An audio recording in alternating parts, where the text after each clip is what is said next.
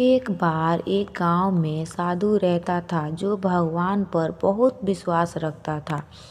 एक बार वह साधु पेड़ के नीचे बैठा था और भगवान को याद कर रहा था, तो अचानक वहां बाढ़ आ गई। चारों तरफ पानी ही पानी। सब लोग अपने आप को बचाने के लिए ऊपर पहाड़ की तरफ भागने लगे।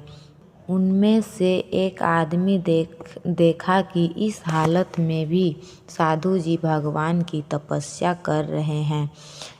वह सोचा कि ये अपने आप को बचाने के लिए कहीं जा क्यों नहीं रहे हैं, तो उसे साधु से बोला, अरे आप कहीं जा क्यों नहीं रहे हैं? आप भी मेरे साथ ऊपर पहाड़ की तरफ चलो, नहीं तो डूब जाओगे। साधु बोला, अरे हमें क्या होगा, मैं भगवान की इतनी तपस्या करता हूँ, मुझे कुछ नहीं हो सकता, मुझे भगवान अपने आप आएंगे बचाने। धीरे धीरे पानी साधु के कमर तक आ गया। अब लोग वहाँ से नाव लेकर निकलने लगे। तब तो उनमें से एक साधु से कहा, अरे पानी आपके कमर तक आ गया है, आप हमारे साथ चलो। साधु ने कहा कि नहीं नहीं, भगवान मुझे अपने आप बचाएगा। और वह नाव वाला भी वहाँ से निकल गया। कुछ देर बाद पानी इतना बढ़ गया कि साधु के सर तक पहुँच गया और अब लोगों को बचाने के लिए हेलीकॉप्टर निकलने लगे। एक हेलीकॉप्टर साधु के पास आया और जो कि आखिरी हेलीकॉप्टर था, साधु के पास नीचे रस्सी फेंकी और बोला, इसे पकड़ो और ऊपर आ जाओ, नहीं तो आप डूब जाओगे।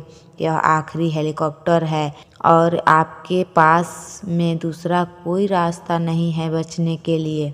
साधु ने कहा, यह रस्सी वापस ऊपर खींच लो और आप चले जाओ। मुझे भगवान के ऊपर पूरा भरोसा है, वह मुझे बचा लेगा। पानी काफ़ी ऊपर आ गया, पेड़ डूब गया और साधु की भी डूबने से मौत हो गई।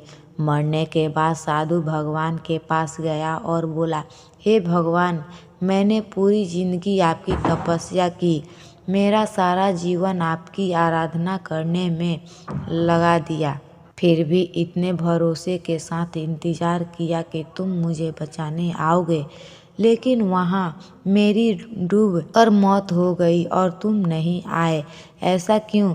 भगवान बोले, मूर्ख इंसान, एक नहीं 3 बार आया था। वो तीनों बार मैं ही था, जो पहला पैदल, दूसरा नाव के द्वारा और तीसरा हेलीकॉप्टर के द्वारा, लेकिन तुमने मेरा एक भी अवसर पहचान नहीं पाया। पता नहीं किसका इंतजार कर रहा था। इस तरह से जिंदगी में हमें ऊपर वाला बहुत से मौके देता रहता है, लेकिन हम सब उस मौके को ठुकरा कर पता नहीं किस चीज़ का इंतजार करते रहते हैं। वो होगा तब मैं करूँगा। इस बात पर अड़े रहने से वक्त के बाद वो मौका हाथ से निकल जाता है और हम कुछ नहीं कर पाते हैं। तो किसी भी अच्छे समय का इंतज़ार मत करो, जो भी करना है आज और अभी से ही शुरू कर दो। ऐसी ही शॉर्ट मोटिवेशनल स्टोरी, स्पीच और क्विट्स के लिए मोटिवेशन की आग पर आकर देख सकते हैं।